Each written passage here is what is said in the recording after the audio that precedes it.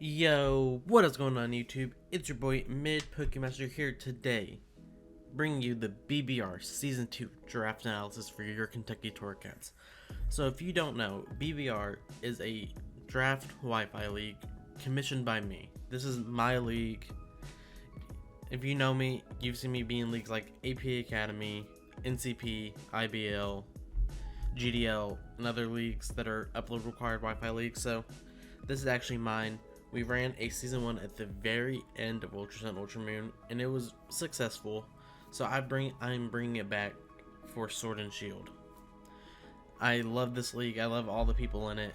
This is gonna be a great season. We have a bunch of great coaches. You can check them all out in the description, but I'm about to list them all off right here. Let me pull up the actual pace bin so I can list them off in alphabetical order. But as you can see, I didn't upload season 1 because it wasn't upload required, and I just wasn't feeling uploading at the time, but we have brand new GFX made by Pedro. He does a lot of amazing people's graphics. He did some of A-Drive's work. He does Pokeaim's work. He does CBAD. He did quite a bit of CBADs. So he's a great dude, great GFX artist. So go check him out. He'll be in the description. So yeah, first coach we have is CBAD, formerly known as Crimson CBAD. Great dude. He's helped a lot with this league, helping me get it set up, so huge shout outs to him.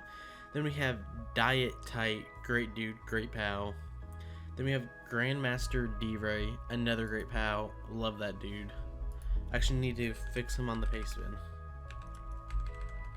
Then we have another great pal that you've seen on the channel multiple times over the years, Jack aka Gray. Dude I've known for 2 years, like one of my best friends in the community. Love that dude. So yeah, it's hopefully, I think we fight this season. I could be wrong, but he beat me last time, so I want to beat him. Then we got the boy JB Westside, another great dude. Then we got Lieutenant Gold. Then we have, I know Owen's gonna make fun of me for saying gold like that. Then we have the creator of Draft League, Magnitude, aka Steve, another great dude that's been fun getting to talk to over these past few weeks of getting the league set up. Then we have Matt O'Shea, great dude. He releases a bunch of Draft League content and helps newer people understand certain mons in the format and stuff like that. Then you have me. Then you have OG Albine, another great dude. Then we have Petty Trills, another great dude. Then we have Platinum Howler. He's been from BBR since the start when we were in PGP, if you remember that. Before, when we were just a random group of people that just filled a spot in a team tournament, and it turned into this, which is amazing. Then we have Ruppy. Don't know much about him, but just from the conversations that I've had and the content he produces, he's really nice and produces great content. Then we have Shayquaza, another great dude, and he will be wrapping his draft analysis, so go check that out. It's always fire. Then we have Sir Jorge the Great, one of the greatest people I've ever met in the community, just super positive. Then we have 6 Foot Hacks. He is a replacement coach. We had Dark Devil 26. He was originally in the league, but he had to drop out before week 1. So 6 Foot Hacks will be replacing, and you probably know him. So yeah. So this is basically the same as NCP when it comes to drafting. It's points and tiers at the same time. Whereas we have 1,200 points to draft 10 mons. So I had the 9th pick out of 16 coaches, which isn't great because you don't want to be in the middle, but you either want to be near the very beginning or the very end. So I'm almost exact middle, which isn't great. So, but going into the draft knowing I was 9th out of 16th, I wanted to get Corviknight. I think Corviknight's a late round 1 pick. It's a mon that I've wanted to use in Draft League since Gen 8, and I just haven't got to yet because there's either always something else there that's better, or it's taken before me. So I really wanted to draft it, but with my first pick, I got something that I extremely love. I got Necrozma. This is an extremely bulky mon. Let me pull up Showdown so I can talk about its stats and move pool. I had it in APA Classic, I think it's 15. Yeah, it was APA Classic Season 15. and it was like the 3rd kill leader with like 20 something kills in 10 or 12 weeks. It was an insane mon. You can run, this thing can be defensive, it can be offensive, it can be a bulky setup, it can be a pivot, it can set up stealth rocks.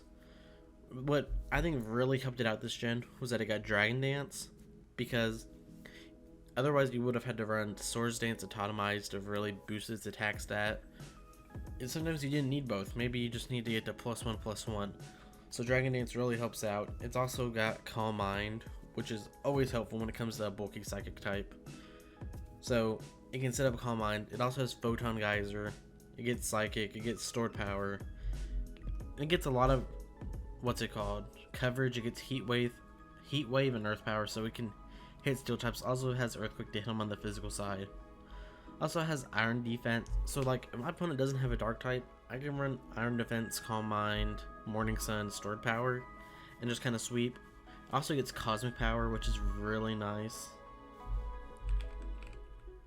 Okay, it wasn't showing there for a second. I was like, does it not have Cosmic Power? But it does. Gets Knockoff, which is a great utility. But as I said, this mon can do just a lot, and it's like Mew where it's really hard to predict what set it's going to bring, because it can do about anything in a given matchup. It has a great ability in Prism Armor, which is like Filter on Mega Aggron, where this Pokemon receives 3/4 of the damage from super effective attacks. So it just takes those super effective hits not as hard, which just makes it even better, because Psychic types, you'll usually see it if you play Draft League, you know to draft a Dark type, so it's just something, it just makes it easier to deal with those. Because it does get X's, or it did lose Signal Beam, so it can't hit them on the special side anymore. But this thing can live most hits from my Dark type and hit back super hard. It has great like stat coverage with 97 HP, 107 attack, 101 defense, 127 special attack, 89 speed depth, and 79 speed.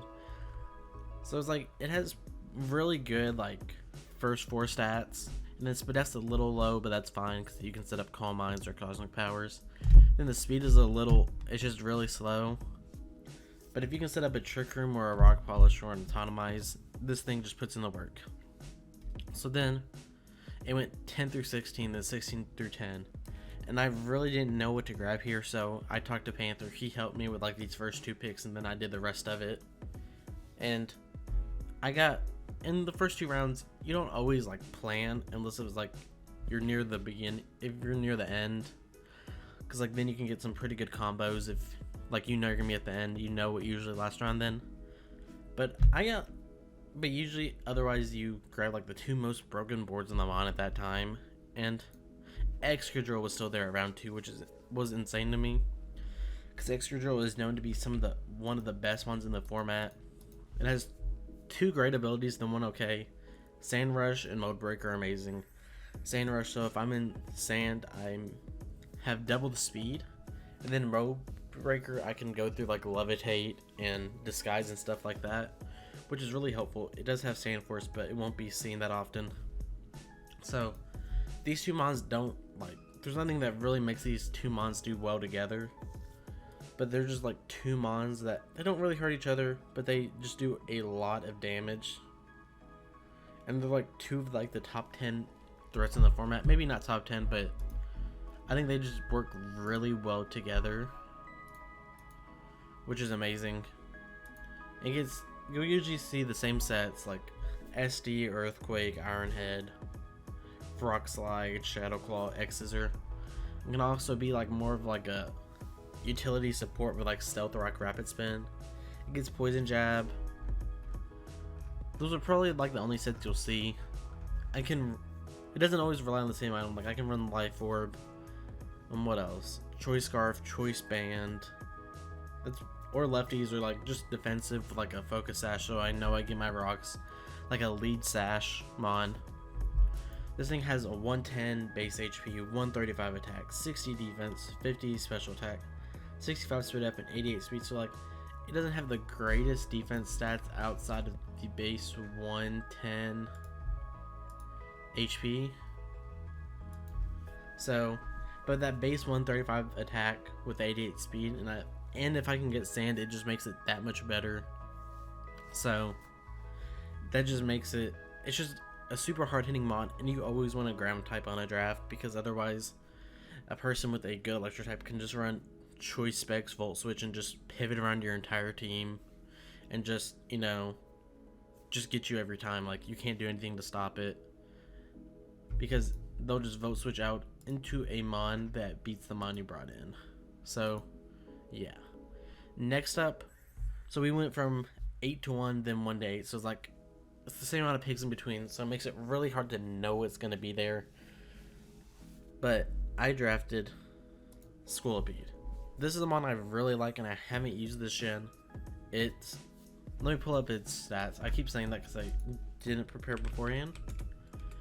But what I really like about this mon is it helps me out with speed tiers, because right now it goes from 79 with Necrozma, 88 to with what's it called, Excadrill, then now to 112 with my Scolipede. So,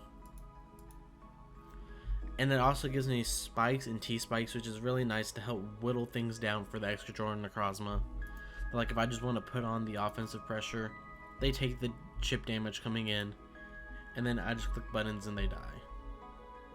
Like, it's not that simple, but it's just, if I can just get like one spike up and they take 12% every time they come in, or if I get 3 spikes up and they take 25% and I get a T spike up if they don't have a great poison type, I just don't know what they could do about it, between like a Necrozma that's going to be clicking like Photon Geyser. So all 3 of my mons can set up hazards and don't mind to do so. Like, Scolipede doesn't always want to set up hazards, Excadrill doesn't always want to run hazards, and neither does Necrozma. They all don't mind to. Like, it doesn't hurt for them to, you know, have a move slot where they can just click the button. You know what I'm saying? It's like they really can just do their, like, Necrozma is crazy versatile. Excadrill has like 2 or 3 jobs, but it does all those amazing, and same with Scolipede. Like, and Scolipede's also an amazing offensive breaker with like SD, Megahorn, Poison Jab, EQ, Aqua Tail. Like, it hits the fire types that beat this thing super effectively with either Earthquake or Aqua Tail, depending on the matchup. It can break ground types, it can break the grass types that otherwise my team kind of struggles with. Like, Excadrill doesn't really like breaking them. Necrozma doesn't really like the bulky mons, unless if you can set it past them. It really likes beating the offensive mons in the meta. So I'm really liking this team so far. It's extremely like offensive pressure with setup, which is how I like to play. I like to be able to force switches and whittle things down, and then just like SD it with a Scolipede and just click buttons and kill. So next up, I draft Jellison. But unfortunately, I will only have Jellison for week 1. I was going to grab Gigalith round 5. So I thought, there's nobody else that's going to take it. But then Sir Jorge took it after this pick. Like, he had first pick, so after Jellison, a few picks went by and he picked Gigalith. And every sand setter was taken besides Hippopotaz, and that's just not a real sand setter in my opinion. So I convinced him to trade Jellison for Gigalith, so I only have this for week 1, which is fine, which is also kind of unfortunate because I wanted to use Jellison this season. It's a mod that I haven't got to try this gen, and I saw John Jr. use it in APA Classic Season 16, and it looked like a lot of fun, so I was hoping to use it myself, but I'm fine with having Gigalith. But since it's on the draft side, we'll talk about it. It's an extremely bulky mod that got a buff this gen with Strength Sap, which if you don't know, it lowers your opponent's attack. Well, it heals you up based on the amount of your opponent's attack. So like Excadrill, you would heal up like 200 HP, and then lowers it by their attack stat by 1 stage, which is really nice. It's a nice bulky water and a bulky ghost, which is always nice because it just makes it to where, okay, I forgot what I was saying there, but with the ghost type, it makes it to where, but as I was saying, Jellison is a great mon. Just extremely bulky, can set up Trick Room, Scald, Hex, and just stuff like that. It can just take many hits and then just hit back super hard with the Shadow Ball, Scald, whatever. Next up, we have Whimsicott. Whimsicott's a mon I've had in the past, but wasn't a big fan of it. I had it in AP Academy Season 2, that was the Uber season. It's extremely fast, gives me a second hazard remover, it has defog, Excadrill being the first with rapid spin. Has mediocre stats with 60 HP, 67 attack, 85 defense, 77 special attack, 75 speed up, and 116 speeds. Like, it's faster than Scolipede, fastest thing on my team so far, and it just hits super hard. The Fairy plus Grass, like, just stabs are really good. I can set up Tailwind, I can U-turn out even. Even Specs, Moonblast hits a lot of things for a lot of damage and just hits super hard. And it's just a really good mon. This mon can do like a lot of like defensive like support. Like I can Prankster Memento so I can sack this off and then like set up with Scolipede. It's like I have Memento, my opponent's attack stats go to -2 and special attack goes to -2. Then I can go into any of my setup threats that I have so far, Necrozma, Excadrill, Scolipede, and just set up and potentially win. I believe this gets dual screens. I know it gets light screen. I don't think it actually gets reflect, so it does not get dual screens, but it gets light screen. This mon can just do like, it does a few things, like it's mainly just like a bulky support mon, but if needed, it can just hit super hard.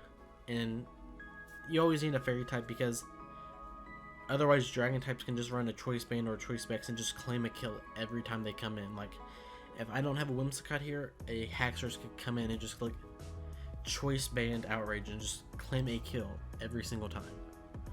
Next up, we have another bulky mon. We have Miltank.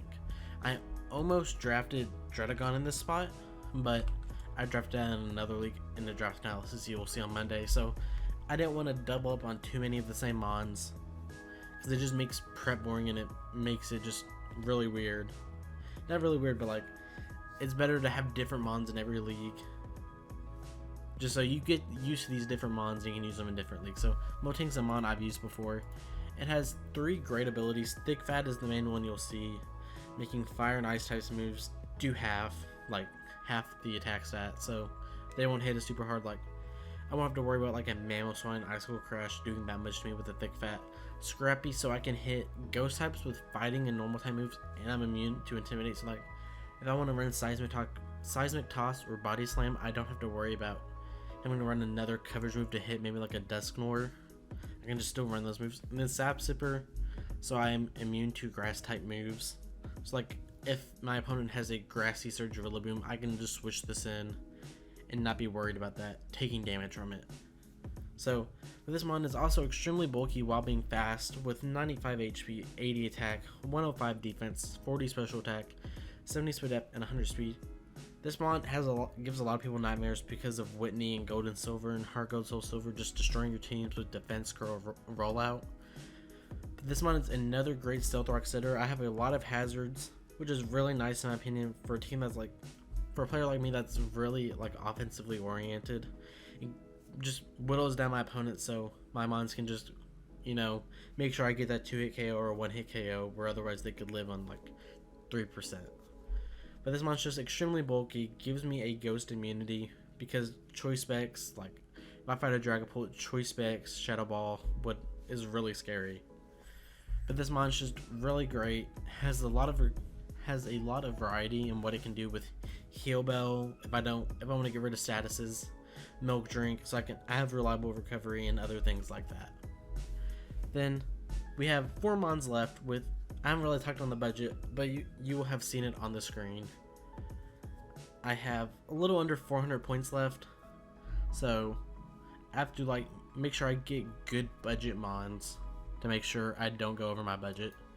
Next up, I have Hitmonchan. It's a second rapid spinner, so I have 3 ways to get rid of hazards now, so it makes my opponents less likely to run hazards.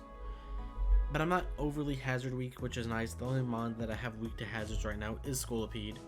And with Scolipede alone, I'm not too worried about Toxic Spikes because I have a poison type just to absorb them, which is really nice. But Hitmonchan's a mon that I've really liked. I had it in APA Academy before I dropped it. Didn't want to drop it, but it was just necessary to make my team better.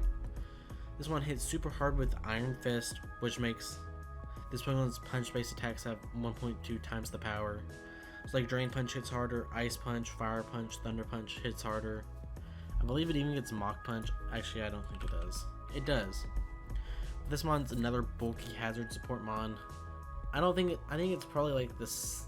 It's not the worst Hitmon, but I don't think it's the best one either. Like, Hitmonlee's obviously the best, and then it's a toss up between this and Hitmontop. But Hitmonchain's another mon. It's just a nice mon that's really helps with this team because like bulky normal types like Snorlax kind of sit in front of my draft. It's not the greatest mon, but I think for 100 points it was very nice for this team. It's something I'm very comfortable with because if I can get a bulk up and then I just Drain Punch and Ice Punch and whatever coverage move I need, it just hits super hard. And it's just sometimes in draft you pick a mon that might not be the best overall, but if it's something you're comfortable with, it will do very good for you. So 3 picks left. Next pick, I got Bolton. It's a decent electric type. It's something else I'm super comfortable with. I had it in PTL Season 4, which I didn't upload, but it's like my home league where like I have my most friends and such. And it brought me to a championship battle, which I did lose, but I don't think it's a great mon, but I think it's really good for 80 points with that strong jaw. So its biting moves basically get stabs like Fire Fang, Crunch, Psychic Fangs, Thunder Fang. Just hit super hard. So like if I put a life orb on this, it's really nice. I do make a transaction for this at the end of week 1. I do drop it for another mon, but I'll touch into that next week, into the week 1 battle. So it's crazy fast with 121 speed, which is really good in Galar decks, just because there's not that many fast mons. Like you have Dragapult and Zeraora, and then it just completely drops off. So it's like a really fast mon.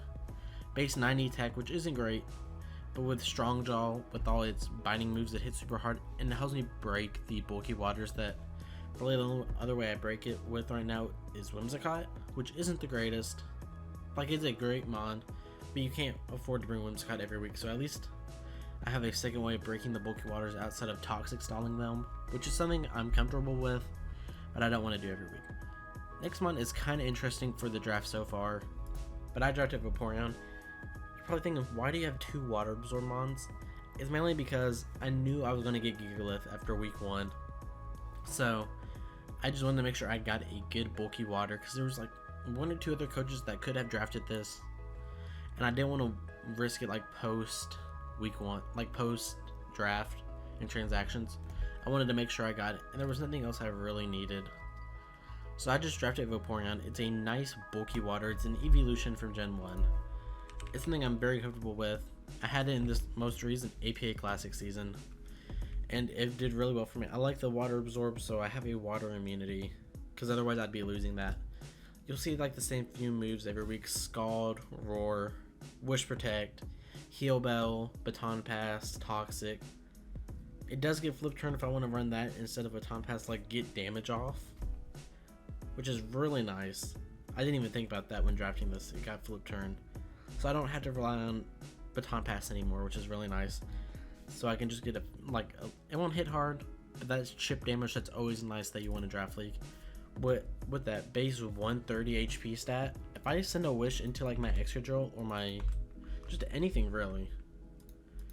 So if I'm at max HP, I do half, like wishes are half, so I will be giving 118 HP points, which is a lot on my team. Like that's most of Whimsicott's health, that's most of Scolipede, that's most of Excadrills, that's most of everything on my team.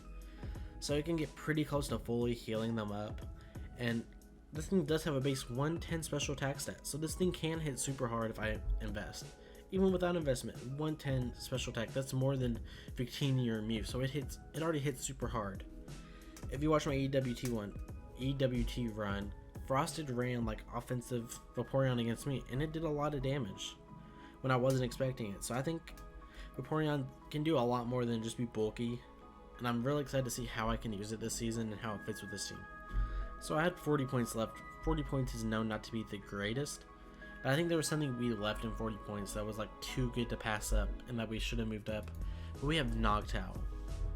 If you don't know Godola or TTM Joe, they were in TBL Under the Radars League, and they drafted Noctowl, and it just put in the finest of the work that season, with the tinted lens making This one was attacks that are not very effective on a target and deal double damage.